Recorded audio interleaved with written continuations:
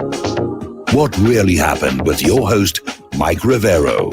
The history the government hopes you never learn. Here is your host, Michael Rivero. And aloha, America. Welcome to our show. It's Tuesday, July 21st, 2020. Yes, we're live, and this is Mike Rivero back from his travels to the wilderness of the Far East here, or at least the Near East. And before we get into the show, though, I feel like I do have to comment on Friday's program, which took everybody by surprise in those last 15, 20 minutes. And, I'd invited Brian Dawson to come on the show because he'd been deplatformed on so many other platforms, and the end result was he's been deplatformed here now, but because of his outburst dealing with what was very obviously a troll and should have just been hung up on. So for our audience members who were upset by the language that was used, we send our sincere apologies, and we're not going to allow that to happen again if we have anything to say about it. So there we go. Anyway, I had a nice extended weekend, staying with friends out in Massachusetts on the shore of Buzzards Bay, and just traveling around that part of the country for a while, and having some meetings, and meeting with the family, and clearing up some lingering business. And it was great seeing some of these people I haven't seen in like 10 years. So we had a really, really good time, and I've added a few more refrigerator magnets to document our travels here. So every time there's a thunderstorm, the refrigerator points north, magnetic north, which is moving a lot here. Anyway, so let's get on into it. Standard format. I'm going to do news until I run out of news. Then we're going to open the phone lines for your comments, questions, observations, and opinions. Okay. Apparently, Sunday evening, there was an attack on the home of a judge, a federal judge, Obama-appointed district court judge in North Brunswick, New Jersey, named Esther Salas. And apparently, Daniel and Daryl, the judge's 20-year-old son, was killed, and her husband, Mark Andrew, answered the door, was shot several times. He's in critical condition. And what's interesting is all this took place just 4 days after she was assigned a case linked to Jeffrey Epstein. Now, the official story is that the shooter was an anti-feminist lawyer who was dressed up like a FedEx delivery man, and that's why the door was open without suspecting anything. And supposedly he then killed himself in his car. And supposedly had terminal cancer and had an axe to grind with the judge. I'm not buying it. I'm not buying it because, first of all, if the guy's going to commit suicide, to get a FedEx uniform, you have to go to a uniform store and buy it. So far, we're not seeing any receipts on that one here. So they're claiming he suffered from terminal cancer, trashed her in a self-published book he wrote, and here's where it gets really kind of murky. Apparently, okay, Roy Den Hollander is the name of the guy, the shooter. His bio says he worked for Jules Kroll Associates in Moscow, Russia during 1999 to 2000 and managed and upgraded Kroll's delivery of intelligence and security in the former Soviet Union. In 1996, French authorities believed Kroll's Paris operation was a CIA front. So this guy was working for a company with links to intelligence agencies, both in the U.S. and Israel, and with links to Deutsche Bank, which is the subject of the charges that the judge is going to be ruling on, whether they allowed Epstein too much latitude in the handling of his finances. Apparently, a board member of billionaire Les Wexner's company reportedly hired Kroll in the past to investigate Jeffrey Epstein. Apparently, Wexner financed Jeffrey Epstein. So this thing is getting murkier and murkier. Now, getting on to Julian Maxwell. Apparently, she is trapped in terms of trying to deny that she was a procuress for Jeffrey Epstein, because back in 2016, she testified as part of a now settled defamation lawsuit brought by accuser Virginia Giuffre, who claims both Epstein and Maxwell sexually abused her. And in 2016, she testified under oath before a group of attorneys claiming that a small part of her job was from time to time to find adult professional massage therapists for Jeffrey. Now, that puts her in that kind of activity back in 2016. Now, she made a point of saying adult, but we know that some of the girls that were obtained by Julian were in fact underage here. All right. One of the things about coming back from vacation and turning on the TV again, because I left it off for the whole time I was gone, is seeing all the riots are still going on. Portland, what is it, 50 days now? And the Portland rioters break through the barricade at the courthouse, trap people inside, and light fires. And these aren't protests, they're riots. And it's important to keep that distinction. Protests, as protected by the First Amendment, involve you're marching up and down the street or you're in a public park, you've got signs, you're chanting, that's it. Okay? But when you're breaking through barricades, breaking through gates, smashing windows and so forth, that's not a peaceful protest anymore. Now, Trump is vowing to crack down on the riots by sending federal agents to cities such as New York and Florida and so forth and so on. Despite pushback from Oregon officials that federal intervention is not needed to quell the violence in Portland that has left stores burned, statues toppled, and property defaced, Donald Trump on Monday said he has no plans to stop sending federal agents into America's cities. So it's getting tense over there. So Trump is hinting more cities may face Portland-style crackdowns. Okay. Let's see. All righty. This is no longer about George Floyd. Portland Police Union boss claims elected officials are condoning destruction and chaos. And the president of the Portland Police Association ripped elected officials in Oregon for ceding the city's security to violent rioters and looters. Remember that word violent here. Now, over at the Smithsonian Museum, and the Smithsonian is an institution with a great deal of gravitas, but apparently they have now come out on its website that objective thinking, self-reliance, and planning for the future are among the signs of whiteness that have permeated through American culture. So think about that. Objective thinking is a sign of whiteness. You know, if you think objectively and clearly, you're being racist. That's what they're saying. That is absurd here. Okay, over in Minneapolis, the Minneapolis City Council wants to dismantle its police force. It may not have to. The police officers themselves may take it apart first. The city has received an overwhelming number of disability claims from law enforcement that might sideline a quarter of the entire police force.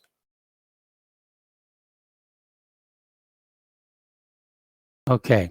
Trader Joe's will remove racist food packaging like Trader Ming's and Trader Jose's after an online petition blasted the branding that exoticizes other cultures. So they're going to get rid of Trader Ming's and Trader Jose's. It's getting really kind of silly out there. Now, the Atlanta Braves are going to get rid of the chop-on sculpture, but they're not going to change their name. They refuse to follow along the Redskins changing their name here.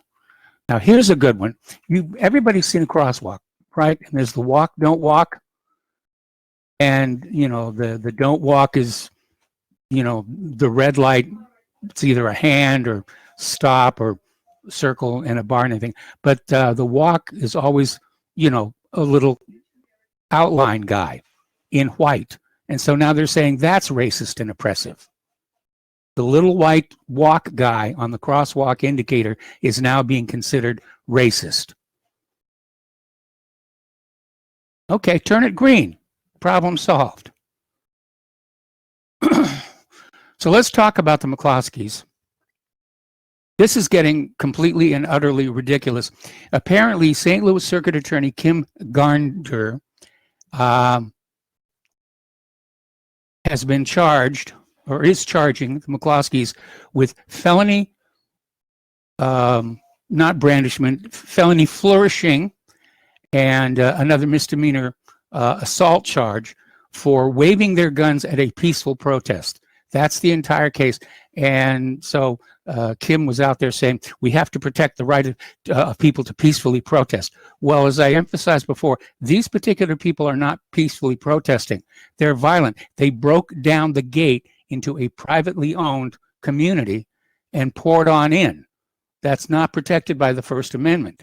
The First Amendment does not give you the right to march into my living room with your signs and smash things up. So at this point, you know, they're charged with a felony, but the governor has already said he's going to pardon them. This is really ridiculous. The Attorney General for the entire state has already filed a brief with the court saying, dismiss the charges. This is ridiculous. Needless to say, the lawyers pressing the charges is a Democrat and an anti-gunner. Probably supports House Resolution 5717, which proposes a 30% tax on firearms and a 50% tax on ammunition, which isn't going to stop the bad guys from getting firearms and ammunition. It's all about limiting law-abiding citizens, like the McCloskeys. Their guns are legally owned. They've never been used for a crime. They were used for their primary purpose to defend their home and property against intruders who were not welcome. These were not peaceful protesters. There was no reason for the McCloskeys to think that these protesters were going to be peaceful. Anyway, over at Tucker Carlson, he's kind of a little annoyed at the New York Times. Apparently, the New York Times has a plan to dox him. And apparently, in November of 2018, an organized Antifa chapter known as Smash Racism DC showed at the home of Tucker Carlson, ringing his doorbell as their violent co-founder, Michael Isaacson, who loves dead cops and called for VP Mike Pence's assassination, led them a chants such as, Tucker Carlson, we will fight. We know where you sleep at night. Now, Tucker Carlson is saying this is an incitement to violence against him and his family. And apparently there's yet another one of these lawsuits, which frankly comes across as rather frivolous. But apparently Fox News anchor Ed Henry is accused of handcuffing and raping an employee at a New York City hotel room. And the lawsuit also accuses Tucker Carlson and Sean Hannity of sexual harassment. So they're just piling on the annoyances, trying to get these people to shut up here. So let's talk about Joe Biden, where a lot of people wish he would shut up because every time he opens his mouth, nonsense comes out. Apparently, during this latest interview, he became totally incoherent and says his campaign has, quote, voter registration physicians, end quote. So 77-year-old Joe Biden yesterday became totally incoherent during a softball interview on MSNBC and told host Joy Reid his campaign has voter registration physicians in the states to allow for voting in place. And nobody's really sure what he meant by that.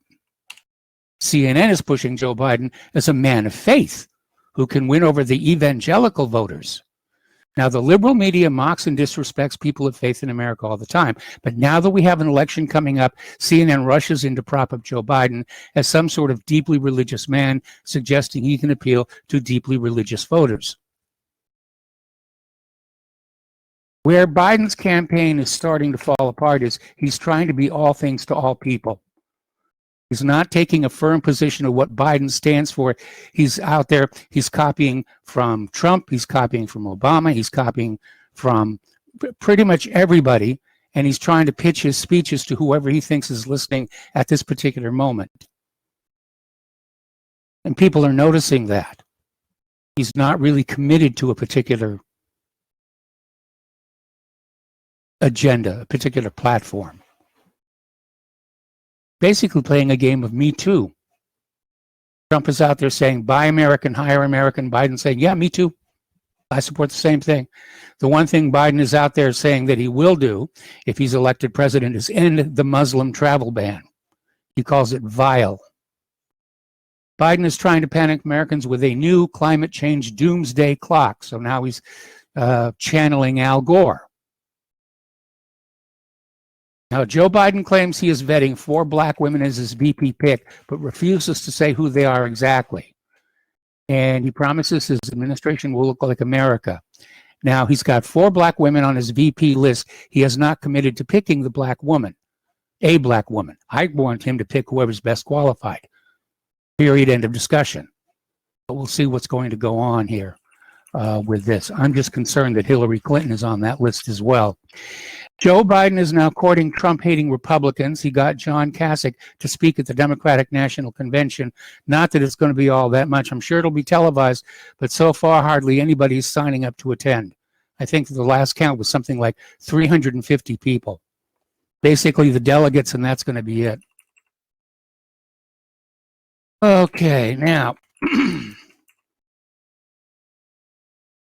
this is an article, actually a video, that came out of Investment Watch blog, and it's titled, Clinton Begins Presidential Run and Acceptance of Nomination on MSNBC.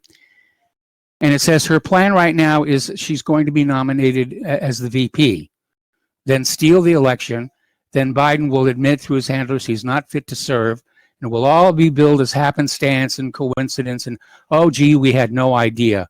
But that seems to be the path that she's following. I don't think she can get up there at the convention and take the nomination. She may try. She could try. But one way or the other, I mean, she still wants that Oval Office. You know, when Bill Clinton was president, when he was not in the Oval Office, she would use it. She'd walk right on in, sit down at the Resolute desk, and act like she was the president. Let's see, article from stationgossip.com. You're reiterating, the DNC Milwaukee convention continues to shrink. Latest prediction of only 350 attendees. Nancy Pelosi is out there saying he'll be leaving about Donald Trump. Donald Trump will be fumigated out of the White House if he refuses to accept defeat. And she was responding to Trump suggesting the election might be rigged. And he'd have to see what he'll do if the election works against him. Now, up in the New York election, the Republican is winning the regular vote, you know, where people go in to the balloting places, and they're winning 69% to 30%. But when those mail-in ballots are counted in, the Democrats have almost pulled equal with only 5.3 points difference. That alone tells you right there, the mail-in ballots are the primary vector to steal this election. Already we have all these people out there saying, well, you know, Donald Trump better accept the results. We're going to steal this election, and he better go quietly, or we'll give him what for. Alec Baldwin is out there saying Trump might use armed forces to stop the election in November.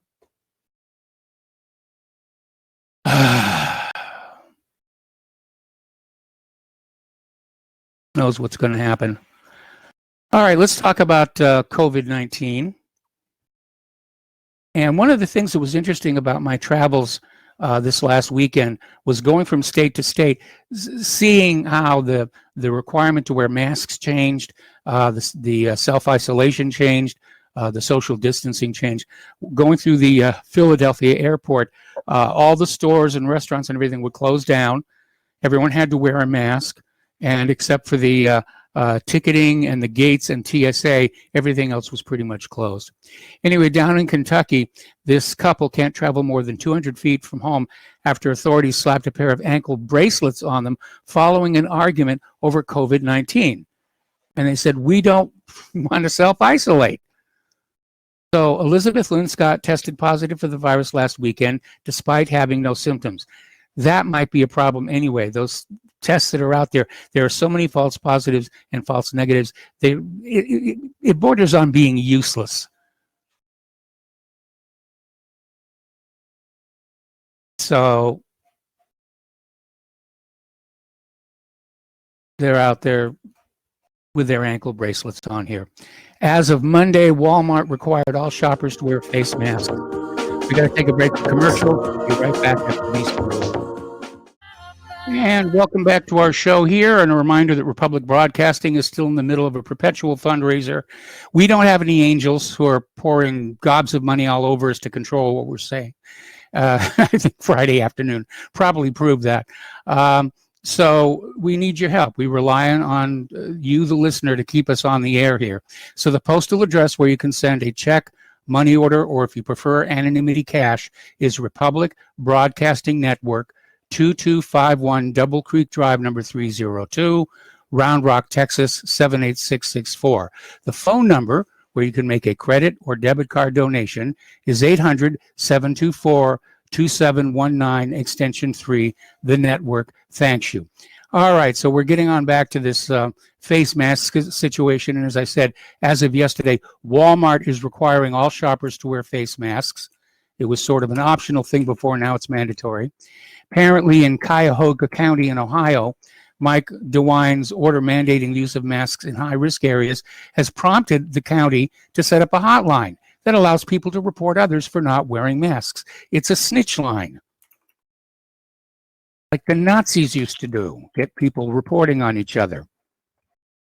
Down in Broward County, they've issued an emergency mandate that citizens have to wear masks in their own homes. That's just a little bit out there. Anyway, a woman who refused to wear a mask in Starbucks is getting ready to sue the barista. I don't know why they call them that. It's basically the person who mixes up the coffee and serves it, but they call them baristas. So a San Diego yoga instructor who refused to wear a mask in Starbucks says she plans to sue the barista who wouldn't serve her. And Amber Lynn Gillis took to Facebook earlier this month in a now deleted entry, posting a photo of the barista, Lenin Gutierrez, complaining that he refused to serve me because I'm not wearing a mask. Next time I will wait for cops and bring a medical exemption. All this fuss over the mask, and the masks they're not effective. I mean, when you consider how small a viral particle is, certainly the homemade masks are not effective. Cigar smoke can get through them. You know, I'm talking about the hook over the ears, those bluish ones. They're completely useless. Drywall dust gets through them, and drywall dust is 10 times the size of the virus particles. Okay, story coming out of yourdestinationnow.com. Flaw in manufacturer's testing system for coronavirus used by labs across the U.S. causing false positives. In other words, the test is coming back positive even when it shouldn't be.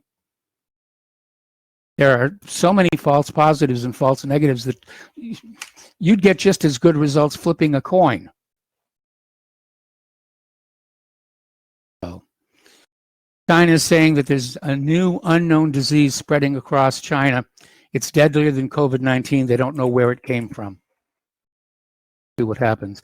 Now, over in New York, Cuomo's threatening to close all bars and restaurants if stupid crowds and business owners continue to ignore social distancing rules, despite hospitalizations reaching their lowest since March 18th. So Cuomo has threatened to reverse New York City's reopening plan and close all bars and restaurants because too many are allowing large groups to gather.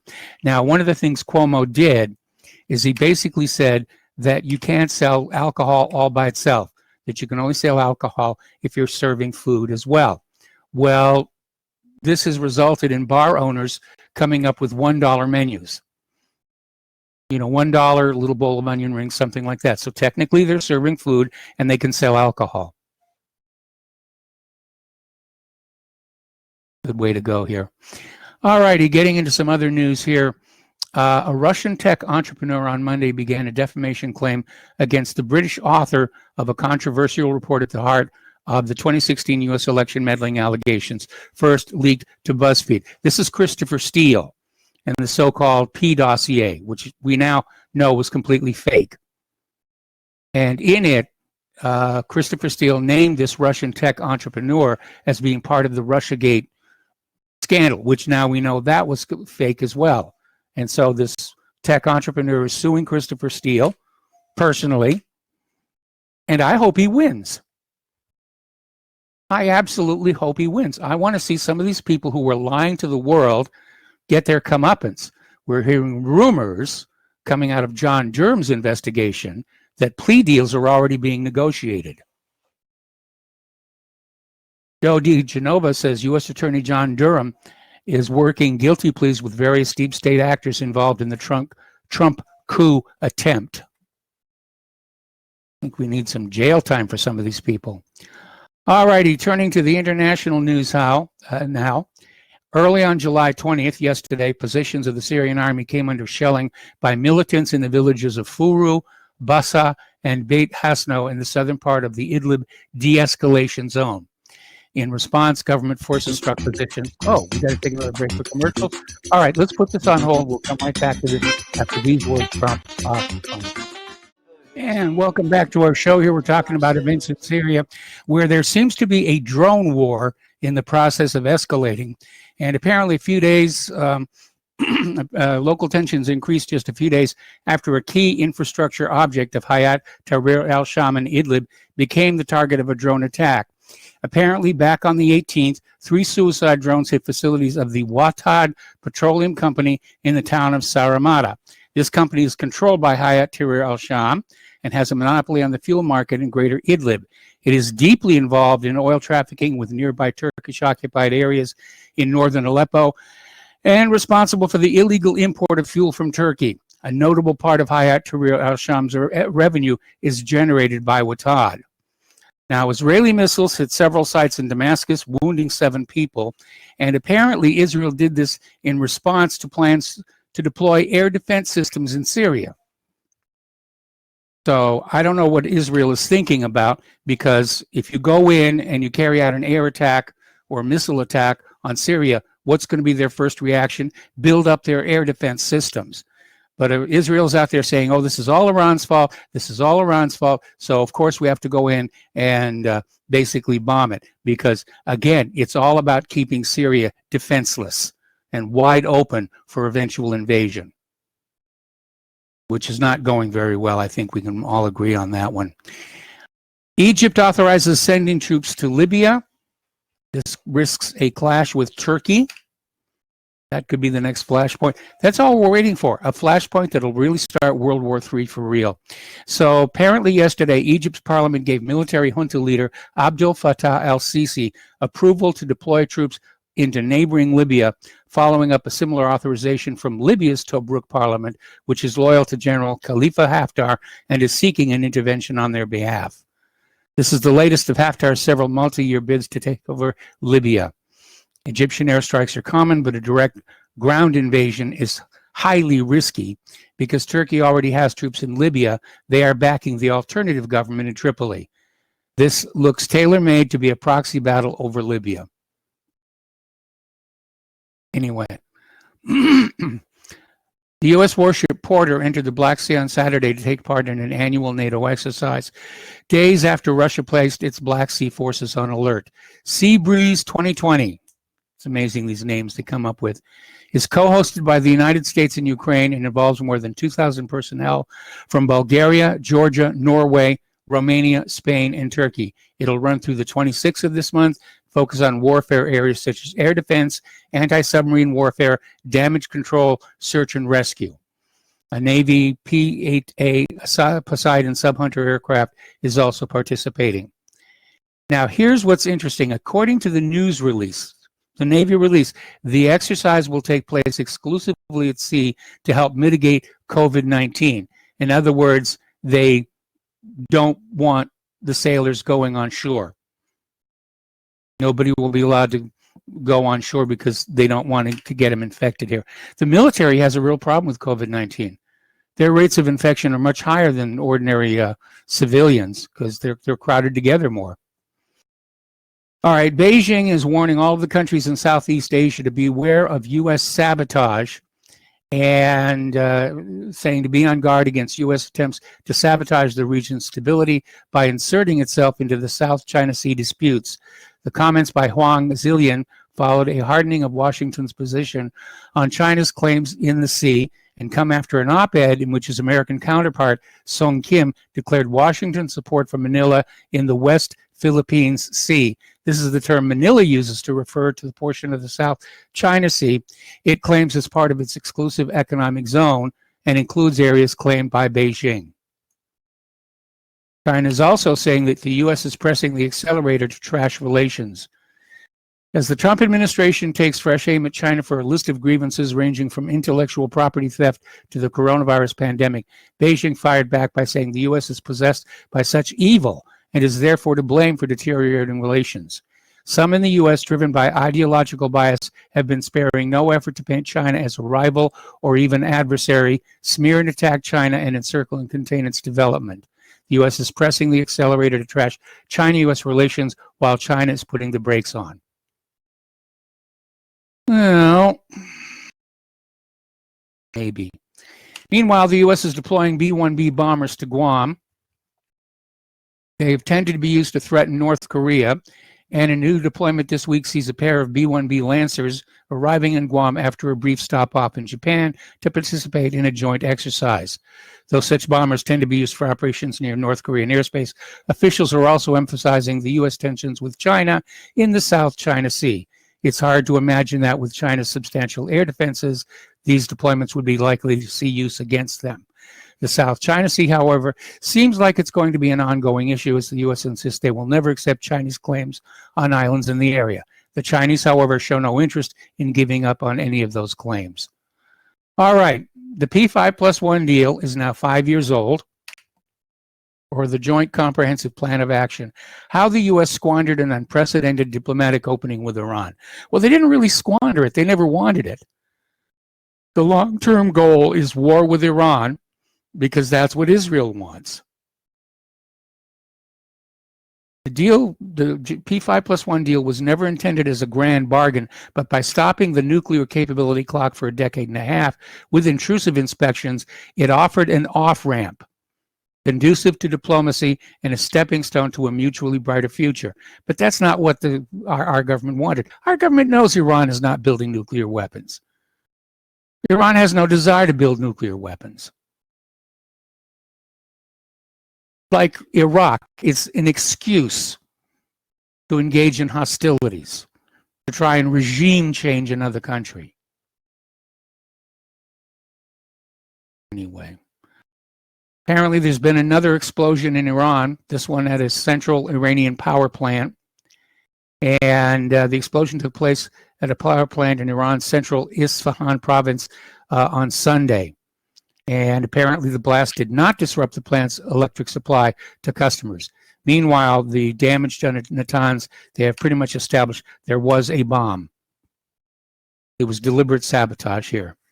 All right, the House of Representatives have passed an amendment to the upcoming National Defense Authorization Act, specifically forbidding any spending to carry out a live nuclear weapons test, which Donald Trump is reportedly keen on. And the vote passed heavily on party lines, 227 to 179, will set up a fight to reconcile this NDAA with the Senate version, as the Senate's version has an amendment from Senator Cotton that sets aside $10 million specially to reduce the time required to conduct the test. The U.S. hasn't conducted a live test in decades, but President Trump sees a quick test as leverage to try and get his way on nuclear arms limitations talks, which have been stalled on U.S. demands that China agree to participate. Now, a live nuclear test is going to trigger a large international backlash, and it'll probably result in other nations going back to testing, below ground testing, but still testing. And it will also make it difficult for the U.S. to criticize other nations for their own nuclear development when they are flagrantly ignoring international norms. Once again, we have the U.S. saying it's okay when we do it, it's just not okay when you do it. So let's talk about the economic news here, because there's a lot going on. Never before has so much stimulus been injected in the economy in a single quarter, and already they're talking about a new stimulus package. Mitch McConnell is set to introduce a $1 trillion coronavirus package next week that will give schools funds to open and extend the PPP loans, but cut extra unemployment from $600 to as little as $200. Cal Thomas is out there saying if we keep spending like there's no tomorrow, there may not be one. Now, he's not in the habit of quoting Noam Chomsky, but the line seems relevant when one considers our growing national debt. When you trap people in a system of debt, they can't afford the time to think. That's where we are right now. Everybody's just, they're on that little wire wheel in the cage, trying to crank out money to pay the bills and pay the taxes, pay the interest on the loans, pay the interest on the interest. Don't have time to think about whether it really makes any sense or not. Okay. Peter Schiff is out there explaining how the government loans created the student loan crisis. Now has so many college graduates trapped, still living at home. The central bankers really seem to think that the stock market reacting negatively to 50 million people unemployed and minus 30% GDP is somehow abnormal and a mystery. Okay, British cruise operator Cruise and Maritime Voyages has collapsed into administration. That's the British term for bankruptcy, putting 4,000 jobs at risk and canceling all customer bookings. The Essex-based company, which has 7 small to mid-sized cruise liners, said it had ceased trading and closed offices in Australia, France, the US, and Germany. More damage from the coronavirus hysteria. Airlines begin huge job cuts, high unemployment now permanent as the economy collapses. We noticed that when we were traveling this last weekend, that all of the airports seem to be running on bare bones staffing. You know, there were a lot of lines, and you know, we got taken care of. Nothing really bad happened, but we just noticed how thinned out everything seemed to be. Okay. Remember Rabbi Yisrael Goldstein, 1 year ago, had part of his hand shot off in a lethal attack by a gunman at the Poway synagogue he founded. And he received an outpouring of support that included meeting President Trump. Well, apparently, about a week ago, he pled guilty to federal charges of tax fraud and wire fraud Tuesday. He pled guilty in his role in several long-running multi-million-dollar schemes involving tax, real estate, insurance, and grant frauds, some of which went all the way back to the 1980s. Omar Meisel, the acting head of the FBI in San Diego, said the investigation uncovered $18 million in complex financial schemes by Goldstein and co-defendants, with the rabbi at the center of illegal activity that went on for years. Secret Trump order gives CIA more powers to launch cyber attacks. Like they needed any more permissions. The Central Intelligence Agency has conducted a series of covert cyber operations against Iran and other targets since winning a secret victory in 2018 when President Trump signed what amounts to a sweeping authorization for such activities. Okay, now a little bit of science news here. If you ever get to Hawaii to visit, and by the way, if you do, don't stay on Oahu. Oahu's got all the problems of a big city. And yes, there's luau's and the Polynesian Cultural Center and everything. But if you really want to get the flavor of Hawaii and the experience, get to the outer islands. And if you get to the big islands, you might want to take a trip up to the Mauna Kea Observatory. So anyway, astronomers at the Gemini North Telescope atop Mauna Kea have witnessed the afterglow of a short gamma ray burst located an astonishing 10 billion light years away in another galaxy, one of the most distant such phenomena ever witnessed. Now, gamma ray bursts are the biggest explosions that we know of in the universe, and they're lethal. They're gamma rays. There is evidence in the fossil record that Earth has been hit by a gamma ray blast from a nearby star and resulted in one of the great die-offs. If you look at the fossil record, there have been several periods in history where most life on Earth was wiped out. We're all familiar with the asteroid, the Chicxulub asteroid that wiped out the dinosaurs. But there are earlier ones as well in the fossil record going all back to Cambrian times. So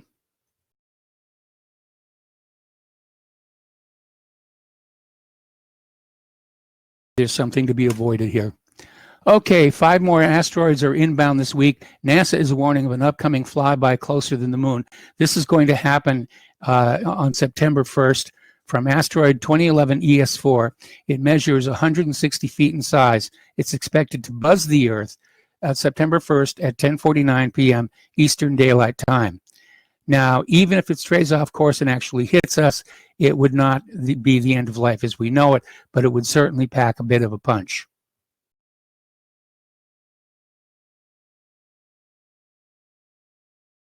Oh. Astronomers discover obscured galactic wall with thousands of galaxies. And what they're talking about is when you look out into the universe, the galaxies aren't randomly distributed. They exist in these very, very large structures linked by gravity. And apparently there's this really large structure that stretches along the southern border of the universe. Now you can see through it. It's really just a way of sort of codifying where things are in the known universe here. All right, German scientists have announced that the moon is actually 80 million years younger than we thought. And there we go. So planetary geophysicists have used a new numerical model to determine the moon is in fact 85 million years younger than previously thought.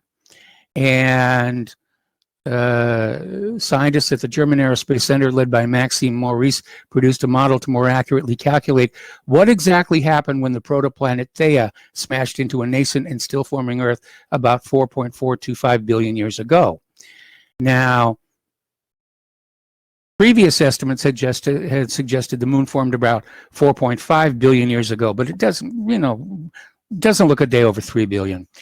Actually, that Theia protoplanet theory is starting to come under criticism as well. They're not sure that that really is what happened after all. That has to do with the chemical compositions of the rocks here. Apparently, mummies of two high-status Egyptians have discovered in an ancient temple on the Nile Delta, and they add weight to the theory that Cleopatra was also buried there as well. They've never found her tomb. Meanwhile, the fossilized foot of a three-toed dinosaur that lived in Brazil 115 million years ago is identified as belonging to a new species that may be a forerunner of today's birds. A lot of people don't understand that. The dinosaurs are still around. They're called birds. And they're discovering in the fossil record that a lot of dinosaurs, like the raptors, actually did have feathers. Raptors that were totally featherless, like Jurassic Park, that wasn't what they looked like. They were covered with, like light down. They couldn't fly, but they had downy feathers. Okay, we got to take a break for commercial. We're going to go ahead and open the phone lines, and we'll be right back. And aloha, America. Welcome back to our show here. The phone lines are open, 800-313-9443. Now, Soad Al-Azawi is the director of the doctoral program in environmental engineering at the University of Baghdad, and she's been researching radioactive contamination in Basra for years. And she's basically published studies showing that cases of leukemia in children in Basra increased by 60% between 1990 and 1997. The number of children born with severe birth defects increased by a factor of 3. All of this traced back to depleted uranium weapons. Now, depleted uranium is what's left over after you enrich uranium for the use in bombs. And while it's not as radioactive as the fissionable materials, it's still dangerous. But it's very, very dense, more dense than lead. And so the United States and Great Britain and a few other countries now use depleted uranium to make the slugs on their artillery shells with, as opposed to lead. And so they'll connect more kinetic energy to the target. But in the process, they vaporize. And so you have this depleted uranium, literally dust floating on the air. And if you breathe it in, that's it. You're going to get cancer. But nobody seems to be too worried about this. It's the one downside about wars. War justifies doing whatever you want to do. And if it has a long-term cost, well, that's somebody else's problem. Ought not to be that way, but it is. Now, the United Arab Emirates has become the first Arab nation to launch an interplanetary expedition. They have launched its HOPE probe to Mars, and they launched it from Japan's Tanegashima Space Center. Okay. And I wish them luck. I really do. I would like to see space be a place of peace and cooperation for as long as possible. All righty, now let's see. Apparently, the GOP has won a major election integrity lawsuit in Florida where Dems sought taxpayer-funded mail-in ballots. Those mail-in ballots are going to be a problem. And Trump better do something about it right now, or he's definitely going to be losing the election in November. That could prompt a constitutional crisis if he gets up there and says, I think this election was stolen. But then Hillary said exactly the same thing when she lost in 2016. The country more or less survived. So anyway, let's see. U.S. accuses supplier for Amazon, Apple, Dell, GM, Microsoft of human rights abuses. The company, whose tech helps power phones, tablets, and wearables, is accused of helping China's campaign against the Uyghur Muslims. Some states and cities are raising taxes amid the pandemic. More tax hikes coming. Let's see. Hillary Clinton. Oh, we got to take a break for station identification. The phone lines are open. We'll be right back with hour number 2. Welcome back to our show, hour number 2. The phone lines are open, 800-313-9443. And we're going to go to the phones now to Joe in Nome. Hello, Joe. Welcome to the show. What's on your mind today? Well, it was on my mind back in 2016 when I discovered that Earth has a second moonlet. Yes, it does. Oh, I never heard you report on that. I think we mentioned it once or twice. It's very, very hard to see. So do you know if it's going to stick around, or is it a stable orbit, or what's up with that? Do you know? Well, the last I heard is the orbit is not stable. They're not sure when this thing got caught in Earth's gravity field, but it's a very large orbit, and they think that eventually it will break free and wander on about its way. It's eccentric orbit perpendicular to the moon's orbit. No, it's in the equatorial plane, but it's so far out there that as Earth goes around the sun, this little moonlet, if you will, is technically orbiting the Earth, but the orbit looks more like a sine wave than a loop. It doesn't loop back on itself. It's that far out. Well, what would give it a sine wave orbit if it wasn't perpendicular to the moon's orbit? I mean, well, no, it's oscillating the distance between the perihelion and the perigee and apogee. And as the Earth moves along, that what would be seen from Earth as a circular motion, actually it's more of a kind of a horseshoe. It's a very erratic orbit, but it's more like a horseshoe. But because the Earth is moving along, it traces out, a curve in space. Did you see the flag that was displayed for it? What flag? The flag of HO3, 2016. It has its own flag. No, I hadn't seen that one. Well, as far as the Kroll associate that whacked the judge's husband and son, supposedly a link was put up on your website, and I searched all over it. I could not find it, and I don't know what's going on there, but yeah, I seem to miss a lot of stuff because I'm suffering. My only contact here is this smartphone, and it's the cheapest one I could buy. But anyway, did you hear me on Lark's program just previous to yours talking about fluoride? Yes, I did. As a matter of fact, we connected early, and I was listening to you. What do you think of my theory there? I just caught you on the tail end of the show, so why don't you synopsize your theory real quick for our listeners? Oh, yeah, sure. At the moment of conception, there's a spark of light, an electrical discharge.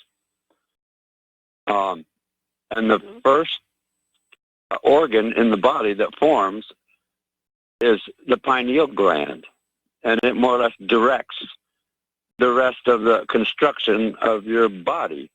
Now, the pineal gland is composed of the same kind of cells as your eyes are. And so rather than being termed your pineal gland is your second sight, it's actually your first sight, and is responsible, well, for paranormal phenomena. And fluoride calcifies your pineal gland. And and there goes your intuition, there goes your gut feeling, there goes your precognition, there goes all of it right down the drain. And that's why fluoride was first introduced in the United States in 1945 in Grand Rapids, Michigan, where all them Nazi scientists were ensconced. Well, Joe, Anyway. the story that I had heard was that fluoride was building up as a waste product, in part from the uranium hexafluoride that was the feedstock for uranium centrifuges, and they wanted to find some place to put it. And so somebody came up with the idea of, hey, we could fight tooth decay with it and solve this toxic waste problem all at the same time. Of course, it's been found that while topical fluoride does help prevent tooth decay, simply drinking in the water is absolutely useless, but it's harmful in a lot of different ways.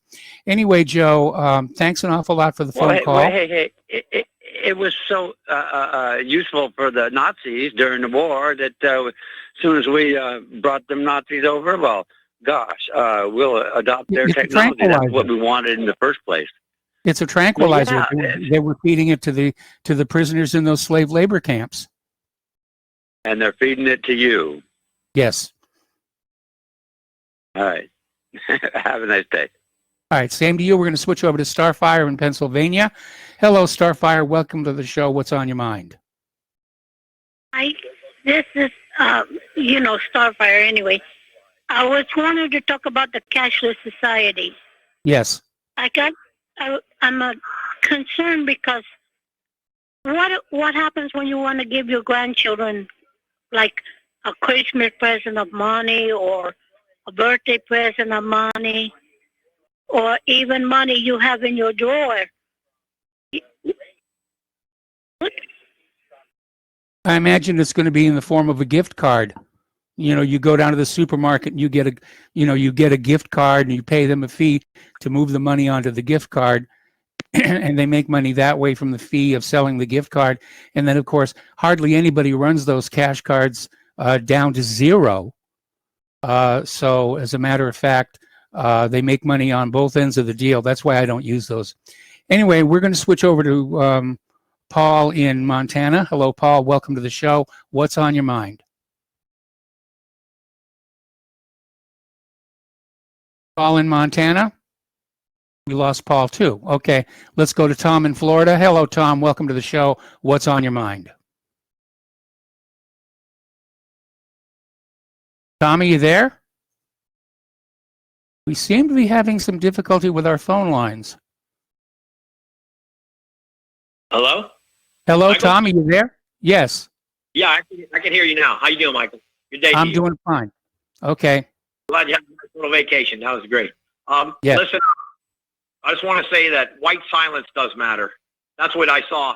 I was watching the thing with Michelle Malkin. She's absolutely right. This is not protest. This is rioting all over our country. These are rioters, and white silence does matter. Why do white people keep it silent? Silent majority is going to roar back. I know that, but it's ridiculous what's going on here in these cities. Absolutely absurd. Michael, and right now you're seeing all these billionaires in New York and Jersey. They're all trying to get out of those states because they're getting ready. They know they're going to get taxed to death if they stay there. So they're all fleeing, like Trump and all of them. They're all getting out of those New England states. They're all going to flee down south. You can bet on that. But, as far as Michelle Malkin, wrote some wonderful books. And, what they have done to her is crazy. I mean, but the left gets away with all this murder and nonsense. Michael, John, you know what BLM stands for, right? Seattle is burning. Portland is burning. Seattle's looting, and Chicago's murder. BLM stands for burning, looting, matters. Murder, whatever you want to call it, murder. Okay. That's what it is. And, Michael, thinking about all this insanity, here in Broward County now, they're telling everybody to wear a mask inside. Inside your house, you got to wear a mask. What, are they going to police the people inside their homes now? I guess so. You got this Debbie Blabbermouth Schultz blabbing her big, fat, kosher mouth off about, people need to wear their mask inside the house. Michael, this is absurd. It's absurd what's going on in our country. It's absolutely insane. You got Blabbermouth Schultz. You got this bumbling Biden. Did you see Biden's interview, Michael? Yeah, well, I heard about it. I didn't see it. It's unbelievable. This guy is a bumbling buffoon.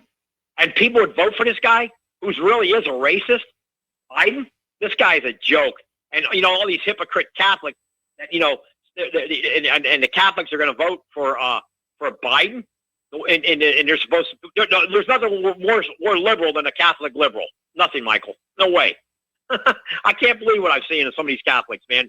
The imbecile stuff they're talking. But, just getting back to this whole cabal of what Soros and all these criminals are getting away with, and nobody's being held accountable. Comey, Clapper, Brennan, all these guys like Steele, like you mentioned, they all need to be put in prison for 25 years of hard labor. These guys are getting away with utter murder, what they did against Trump. And nobody's being arrested. I can't wait to see what's going to happen with Durham. I really can't, Michael. It's going to be really mind-boggling. And also, I just got to say this. I'll let you go. I know you got other callers. If we don't stop, if Trump doesn't stop this sanctuary city nonsense, like I've been saying for years, if they don't stop this sanctuary cities with all these illegals, the illegals in California, Michael, are getting better hospitalization than American citizens with this coronavirus? Yes. They get better treatment in California. It was on the news. And I'll tell you, Michael, this guy Matt Sludge, this guy's pushing a civil war in this country. This guy's a news outlet, the Drudge Report, that guy's really pushing for a civil war. He's really egging it on. Let me tell you, Matt Sludge should be put in handcuffs for some of the nonsense he puts out on his spews out on his filthy lies. But you know what? He's being exposed. In a way, he's exposing a lot of stuff. So we'll see what happens with Sludge. But, when an illegal alien comes here, gets driver's license illegally, gets to get better hospitalization, gets to vote, and these general local elections, you tell me that Trump needs to arrest these people now. Trump, you need to go in there and get, and not only for these riots, but for all the illegal invasion of our country, with millions of illegals into this country who do not even adopt our way of life as far as our cultural identity. And now they're talking about the founding fathers and John Wayne's a racist. Here, John Wayne was married to a Mexican. And they want to tear his name down in Newport Airport. And is a statue, John Wayne's a big-time racist. Like he was the head of the Ku Klux Klan, by the way, which were Democrats. Yes. Ku Klux Klan were a bunch of Democrats. Who's kidding who? And, you all these guys that knew these other northern states, they're talking about they didn't win nothing. There was no Civil War, never got won by anybody. Look what's going on right now. Civil War didn't really get won. Yeah, Washington was saved. But Robert E. Lee, and by the way, Michael, they asked Robert E. Lee to lead the Northern armies. You know that. Yes. He was supposed to be the command leader of the Northern armies, not Ulysses S. Grant. So that's another lie that the media's been perpetrating on the public for the last 150 years. And after I watched that Grant documentary, I seen the whole big picture, the whole scam. It was a big scam. You got this Judah Benjamin and all these criminals. It's unbelievable what's going on. Even back in 1865. What a disgrace. And one more thing, Michael. The pandemic in 1918, that was a virus. And guess what? There was only 110 million people in the United States at that time, and 600,000 of them died here in the United States alone. But they still carried on. And here in 1968, you had the Hong Kong flu, where over 1 million people were dead in 2 years. We're not even close to that figure worldwide. Over 1 million people died in the Hong Kong flu, Michael. Yep. Okay? And I think I was you that I listened a while back. There is something that has to do with cinnamon. All these guys that work in these cinnamon factories, we're not getting the Spanish flu. Or I don't even think we're getting the Hong Kong flu. People do take a lot of big doses of cinnamon. So cinnamon must have something to do with helping your immune system or something. I don't know. But 1960. Well, tree bark, tends to, trees have to defend themselves against infection the same as animal life. does. And so that's why you find so many medications, in plants and tree bark. And cinnamon tree bark is loaded with all kinds of stuff to protect the tree from infection. And as it turns out, it also works in humans. That's correct, Michael. Absolutely. And it has to do with your bones, your calcium, absolutely, everything you're saying. But, just listening, these talking heads, man, on the media, it's absurd. Like, oh, the world's coming to an end. The world's coming in. No, the world doesn't come to an end. Not when the silent majority starts saying enough is enough. We're the majority. We're not the minority. Like I told you in the past, Michael, the gasoline is being told what to do by the asphalt, and that's got to stop. And the white Caucasians of this country are still in the majority. Why we still are in the majority say enough is enough. And I don't want to hear all this crap. And why is Obama, if white men are so much want to put people in slavery and so radical and racist, why do they keep bringing hundreds of thousands of Somalians and these black Africans in here and not bringing these white South Africans here? If you went to South Africa, Michael, and you ask the white people what they think about is South Africa racist, of course they're going to say it's racist because they're living in squalor camps. But these blacks in this country are not living in squalor camps. They got nice homes, they got cars, they got food in these shopping centers, the best drugs in the world are in the United States, but they still hate this country. And they're importing all these Haitians want to come here, all these Africans want to come here. Why? The white man's such a racist. Why do you want to come here? I don't understand it, Michael. Anyway, that's really basically all I got to say right now. I'm a little upset about a few things, but it makes me sick. All this nonsensical nincompoop nonsense the media gets away with. It's absurd. Anyway, I know you got other callers, and God bless, Michael. Thank you for taking the call. Talk to you very soon. Hey, Michael, by the way, did you get those stickers I sent you? Yes, I did. Okay, great. Oh, okay, you got them. Okay. Yeah, I think I gave some to John. I don't know if he got his, but I think you should give those stickers out to people who make great calls, Mike. All right. I certainly will. I certainly will. Okay, Mike. All right, have a great day. Thank you for taking my call. All right, thank you. We're going to switch over to Mark in North Carolina. Hello, Mark. Welcome to the show. What's on your mind? Hey, how you doing, Mike? Hey, doing fine. Yeah. Listen, Mike, a couple of things. One, I just want to say about, I saw something today on, I don't know if you ever heard of Pete Santilli. He's got a YouTube show. Well, I think it's a radio show as a whole. And he was talking about an article by Whitney Webb, and who's a great investigative reporter. And it seems like this guy who murdered the judge's son and seriously wounded her husband, this nonsense they're saying about the guy just had some problem with men's rights or some crap like that. That's a bunch of garbage. This guy has Mossad connections galore. Mossad and CIA connections galore. Yeah. Evidently, this judge wasn't going to play ball with them. Probably an honest judge. And this is what they did. And I'm telling you, people better wake up, because if they can start doing that, then we're going to get to we're going to become Mexico very quickly, where the cartels kill judges, police chiefs, mayors, you name it. Can't allow that. There's no reason these judges shouldn't have, especially the good judges, especially the judges that handle the big cases, whether federal or local, they should have security. They should have security not only at the courthouse, but at home. Okay, at home, driving to and going to and from work, or wherever else.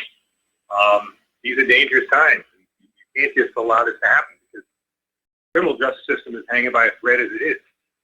This starts happening and continues, and we're really in trouble. The other thing I want to talk about is I was just looking at my Facebook before, a bunch of notices. Yeah. A whole bunch of them saying that false news, the fact checkers found it was all about the same article, about the same YouTube video that I shared and kept on sharing, because they did it to me before. And that's what Ben Swan said about masks. Proof that masks are not only, don't do any good, but they're actually harmful. Proof. Yeah, right there. It's gone viral anyway, but evidently they're trying to delete it all. So what I'm going to do is I'm going to hit it again. I'm going to find it on YouTube again if I can. If I can't find it there, I'll find it on BitChute or wherever else, and I'm going to continue to share it. And that's what people have to do. We cannot let somebody like Zuckerberg, who I believe should have his wealth confiscated, probably should wind up in prison, okay, as well as the other techies like Dorsey. Yeah. They need their wealth confiscated, and they need to go to prison for what they're doing, okay? They're trying to destroy the Constitution. And I don't go by the fact that, well, they're a private company, blah, blah. I'm not a libertarian, like. I don't even know what to call myself. Probably a populist. I have some beliefs that are socialist, some beliefs that are capitalist, a lot of beliefs that are somewhere in between, okay? So I don't Hey, think... Mark, I got to put you on hold. We got to take a break for commercials. Don't hang up. I'm going to come right back to you after these words from our sponsors. Welcome back to our show here. We're talking with Mark in North Carolina, and Mark, just take it away. Yeah, Mike, we don't have to surrender to these clowns on social media, okay? I don't believe they have the right to censor speech. I don't think the Constitution only says the government can't do it. I think it doesn't say anything about because somebody's a private concern, they don't have a right to do it. Again, I'm not a libertarian. I'm somewhere between, I don't know, I guess socialist, libertarian, who knows what else. But I do believe in the United States Constitution. I believe in this country. Nobody has a right to do that, Mike, okay? Everybody has a right to opinions and facts, too. Ben Swan's one of the best. Actually, I mentioned Whitney Webb, too. These are two of the best investigative reporters in the world today. Okay? You can't get them on mainstream news, of course, and it tells you how good they are. You do get them on RT. In fact, Swan has a show on RT. You do get them on other, networks like that. Yeah, he's starting his own. He's starting his own social media company now. Who? Ben Swan. Oh, I didn't know that. Wow, awesome. Great. Yeah.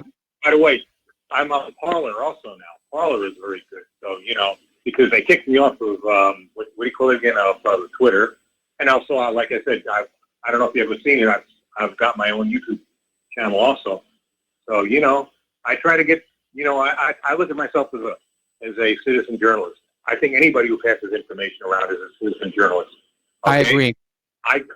I'm not an expert, but I'll bet you I pass more real news around than anybody in the corporate media networks, whether it's Fox, the Crap News Network, or the Nothing But Crap News Network, okay? I'll bet you I pass around more news every day, well, not every day, but quite a bit, every week or so in they do, because I share a lot of stuff.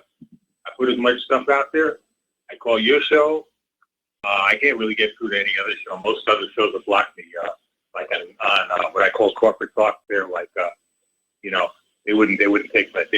They've got numbers down there they just won't take because they know they couldn't win an argument because I'm not an ideologue and they are ideologues. I just want to say one more thing. Tom, I like Tom a lot, but Tom, I do think you're too mixed up with the race bit.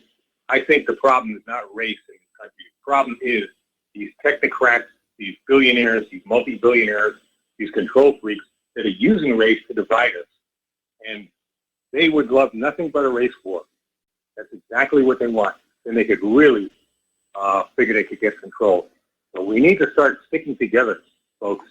I don't care what color you are. I don't care what religion you are. I don't care. Look at a guy like Dr. Rashid Uttar, who's a Muslim, an admitted Muslim.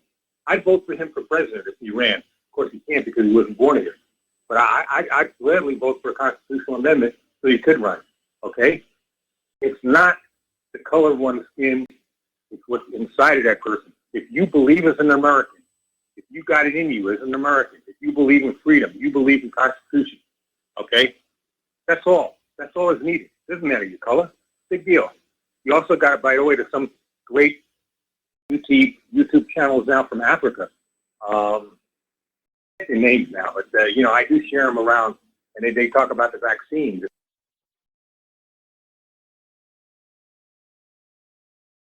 Hello? All over. Okay, that's pretty much it. Thanks. All right. Well, thanks an awful lot for the phone call. We're going to let you go and switch over to Steve Elkins. Hello, Steve. First of all, thanks for taking my show on Thursday, and sorry about what happened on Friday. And what's on your mind today? Well, Rahm Emanuel, never let a good crisis go to waste.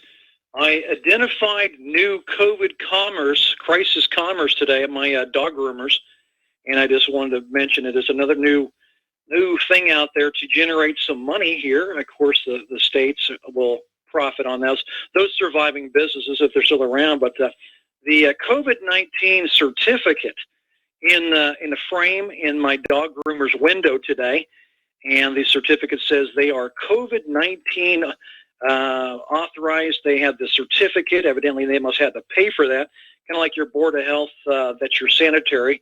But there's new crisis commerce I've never seen before. It's out there.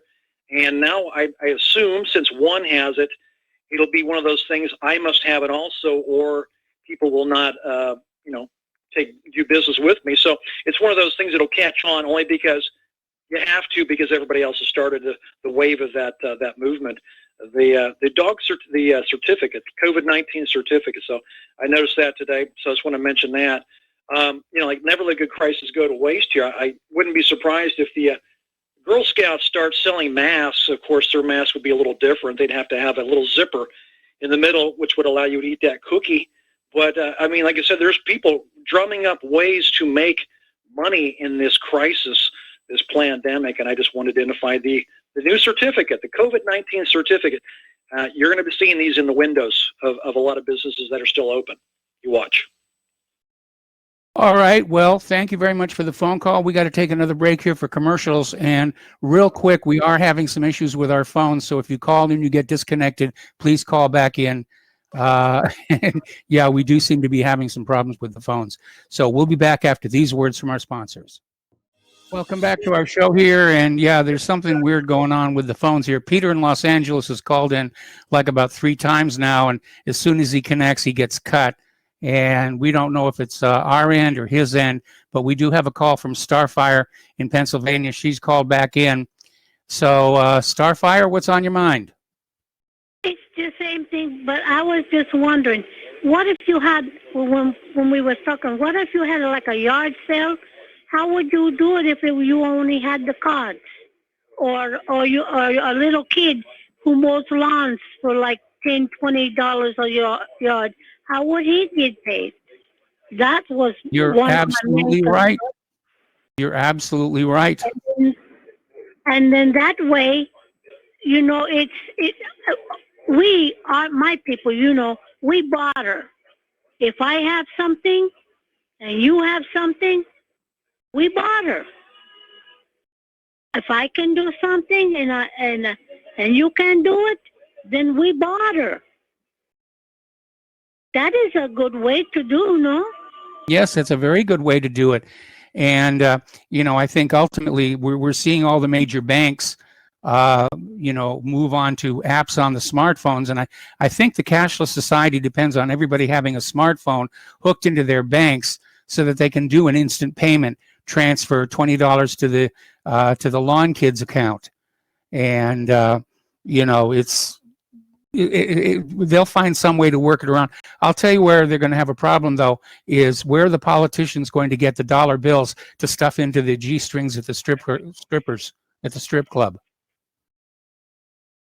My husband keeps saying, if you have 1,000 or more in a drawer and they go to cashless society and then the cash is no good no more, what do you do with it? Well, I imagine that when they go to the cashless society, there'll be a period of time where you can turn your old cash in and get it back on a card.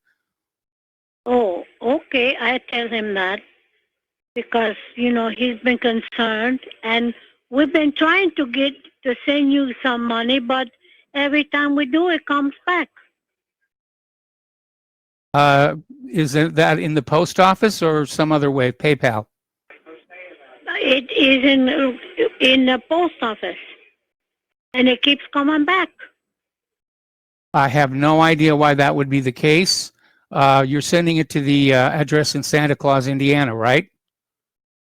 No, the one in Texas. The one you say, number 2. Oh, that's Republic Broadcasting. Oh, not for you?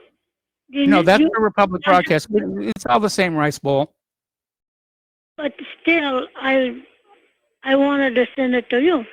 But I'll get your thing again because I know you got other callers, but maybe I call, later and get from you. All right. Well, thank you very much. Thank you very much. And obviously, the phone system is working between here and Pennsylvania. So we're going to switch over to Myrna in Canada. Myrna, welcome to the show. What's on your mind? Thank you. You know what? I had to go to the doctor the other day, and they made me wear the mask because I haven't been bothering because I don't go out that much. But you know what? When I was sitting in her office, I thought, what if all these mask things are contaminated and they're giving you the virus? Most of them come from China, and so who knows what they're putting into these masks that you put on your face, and you're breathing in all these viruses, the contaminated things, Well, I don't know that anybody's deliberately contaminating the masks. Obviously, if this was a biological... not. I'm sorry? It's not a good way of doing a lot of people in now. They've got them all used to using the masks all the time. Yes. Yeah. No, you're right. It could be used as a vector for a biological attack. Exactly. That's what I was thinking when I was sitting in the office of the doctor, and I couldn't breathe anymore, and I took half the mask off, and then I thought, oh my God, all they knew to do is to put the contagion into the masks, and everybody's so used to wearing them now that, yes. They're all going to get it. Well, there's been a problem with some of the testing kits being contaminated with COVID-19. And so it's not just the fact that they come back inappropriately with a positive, they may be giving the disease to the person being tested. Exactly. And what better way to infect everybody by making them wear these masks and having the virus in the masks already? It's an interesting theory. Yeah, that's what I thought. So, okay. Anyway, that's all I had to say. Well, thank you for the phone call. We're going to let you go and switch over to Sebastian in Sweden. Hello, Sebastian. What's on your mind today? Yes, hi, Mike. I'm glad you had your vacation in New England. New England's a great place. I was there for weddings 10 or 15 years ago. I just wanted I don't know if you touched on Red Bull. Did you say anything about that today? No, I didn't. Okay, Red Bull, they fired the North American executives because they were too politically correct, supporting BLM and Antifa and things. Mm-hmm. So there's an Austrian company, so he fired them.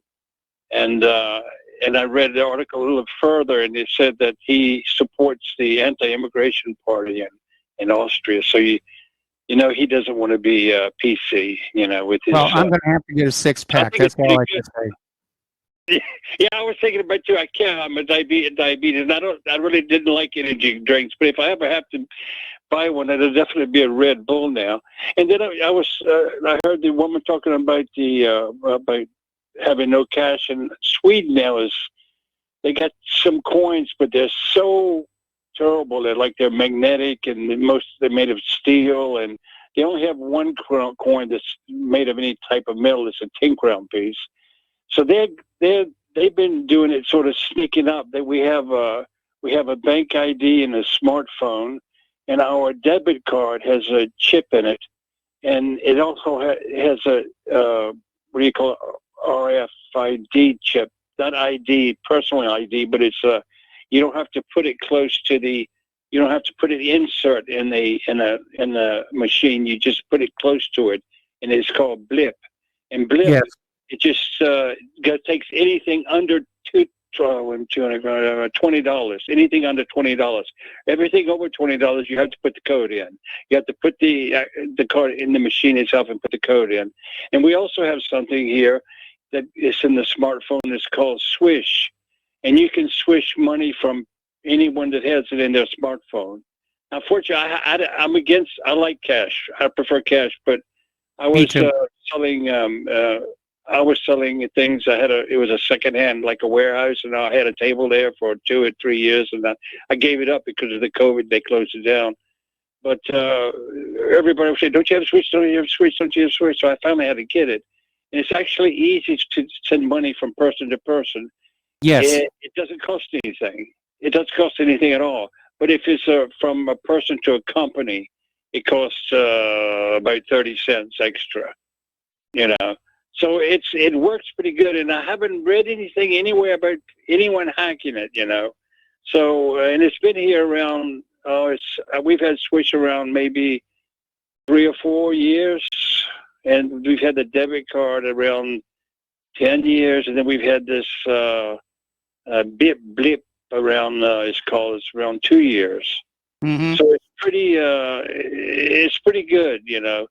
But I still saved many silver dollars that I give my grandchildren every time on their birthday they get a silver dollar, because that's what my grandmother did to me when I was, she would give me a silver dollar on my birthday. So I'm going to keep that tradition going. That sounds really good here. I have one question that Starfire missed. What happens if you meet a homeless person in the street and you want to help them buy a meal? How do you do that? Now, what do you do? Buy a bunch of gift cards from the fast food restaurant place and just have them in your pocket? No, what you'd have to do is you'd have to follow him to a place, and you could you just have to pay it with a card. It's no, you know. That's going to discourage a lot of people from doing that because they're not going to have the time to do that. You know, if I hand $5 to somebody who's on the street, that's 10 seconds at most, and they're gone to get fed, and I'm on my way to doing what I'm doing. To go to a restaurant with them, wait through the line, pay for their meal and everything. You're going to have a lot of people who normally would help the homeless and hungry. They're just going to say, no, it's more trouble than it's worth. Yeah, that's true. That's true.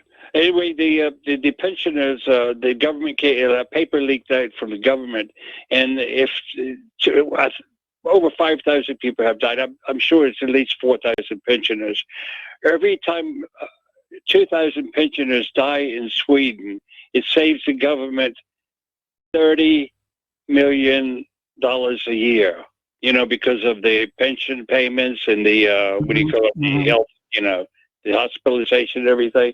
So it was advantageous for them to really start in the retirement homes, and they wiped out quite a few retirement homes in this country. Well, they did the same thing here in the U.S., by sending the infected COVID people into the nursing homes. A lot of people died there. Same here. Okay, you take care of yourself, Mike. Thank you. All right. Well, thanks an awful lot for the phone call. We're going to let you go and switch over to Dustin in New Jersey. Hello, Dustin. Welcome back to the show. What's on your mind today? But Sebastian, remember this. The Russians are coming. So remember, didn't they do that movie? They did a movie, remember, not too long ago, where they had like a TV movie where the Russians were invading. Remember that? They spent all that. I think it was Sweden, right, Mike? They did that movie where the Russians were going to invade or something. I mean, yeah. Oh yeah, they throw money away. Yeah, man, and being from the U.S., we throw money away. Everybody throws money away. But Mike, welcome back. I missed you. Friday's show kind of turned into, I can't say it, but it wasn't good. It was started off good. I listened to it, but it kind of turned into a Jewish rant. Did you see any of that? No, I really didn't, but I got a lot of email about it. Yeah, I wish they would let us in with some news and stuff, but, all right, so, Mike, all right, getting on to, because I want to go to coronavirus, I have time, but first, China's digital currency. Did you hear? I mean, they're talking about it. They're testing it in certain cities because they want it up and running by the 2022 Olympics, right? And I know people it's the one world government, but this cuts out the banking system. You don't need a bank account. I don't know if you know this. You don't need a bank account to have a digital currency in your, like, I think it's linked to your cell phone number. I got to do a little more research on this. But, Yeah. I mean, but yeah, it is a fiat digital currency where it's linked to the People's Bank of China, right? The PBBC.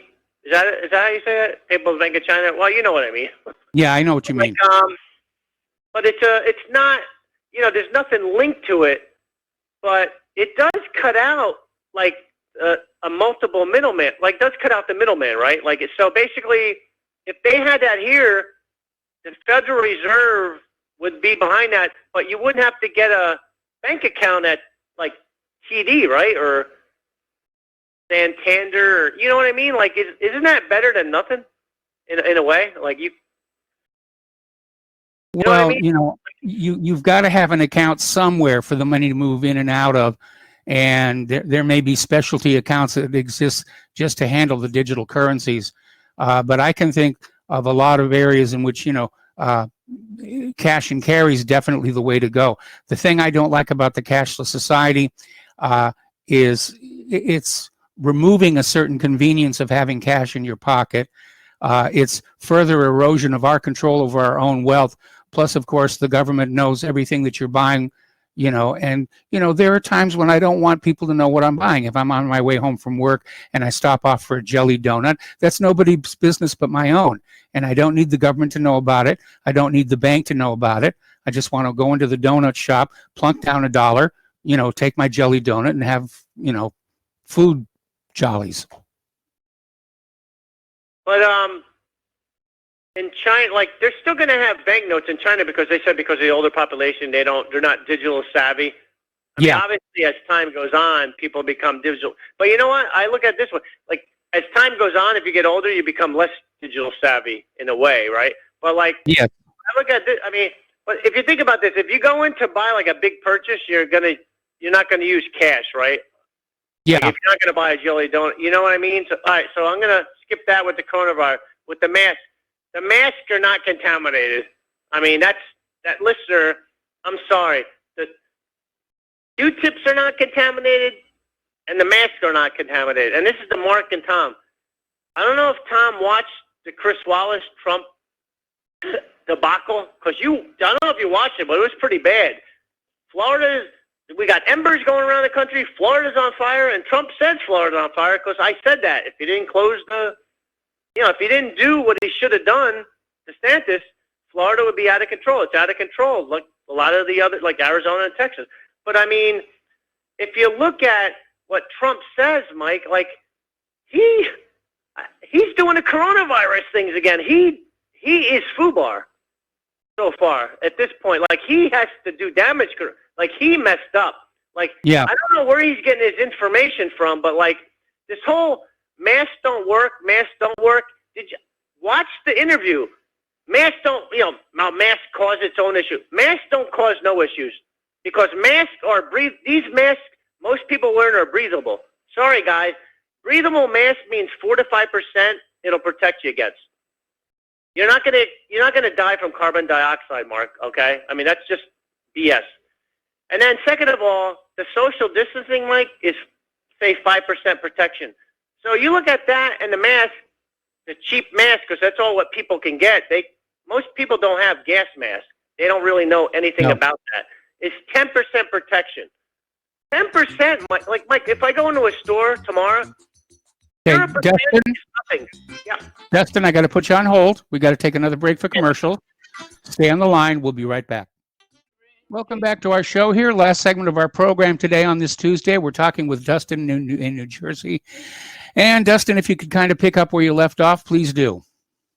Mike, you got extra callers? Because I'll call in tomorrow. I don't want to waste your time with my rhetoric. You're my last caller for today. Hi, Mike. Well, I want to say this. Okay, if you're a knight and you're fighting against another knight, would you rather have a sword and a shield or just the sword? What I'm getting at is, like, masks are not going to stop the virus, guys, okay? Unless you have a gas mask or something, they're going to slow the virus. That's what it's for. If you look at back at 1918, Tom mentioned 1918.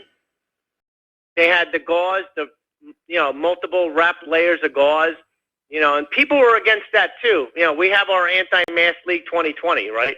Yes. But I mean, it's better if you have 10% protection by keeping your distance. No, we're not going to be in this forever. And wearing like a mask to protect yourself. You're only going into a store for a certain time. If you work at a business, that's a different story. But 10% protection is better than zero. That's how I look at it. Some people get mad because their rights are being infringed. Mike, I looked at the numbers in Brazil. They're up to 80,000 deaths. That was like 5 days ago. Like, I don't know what the numbers are now, but we're in July, and I hear people saying it's the sniffles, it's just the cold or the flu. We're in July, guys. Like, we got a heat wave on the East Coast. And Florida and Texas, Mike, and Arizona, I don't know what the temperatures are over there, but I would think they're kind of warm, right? Like, Yeah, they are kind of warm here. And I remember when they were saying earlier in the year that, when it warms up, the virus will, just go away. Well, that did not happen. And Trump said that. Remember? Poof, like a miracle. It's going to go away. Trump was wrong, guys. Yep. Okay? And I'm going to give you guys a warning, and it's a 50-50 warning because I'm not Nostradamus, but come October, you people better have your crap together, because when everybody is at home in the cold weather, huddled, what do you think's going to happen?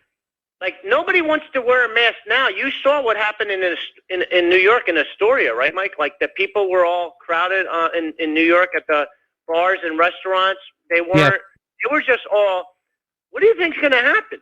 Like, it's just, Mike, it's just arrogance and ignorance. And they had it in 1918, and you said it, and we all know this.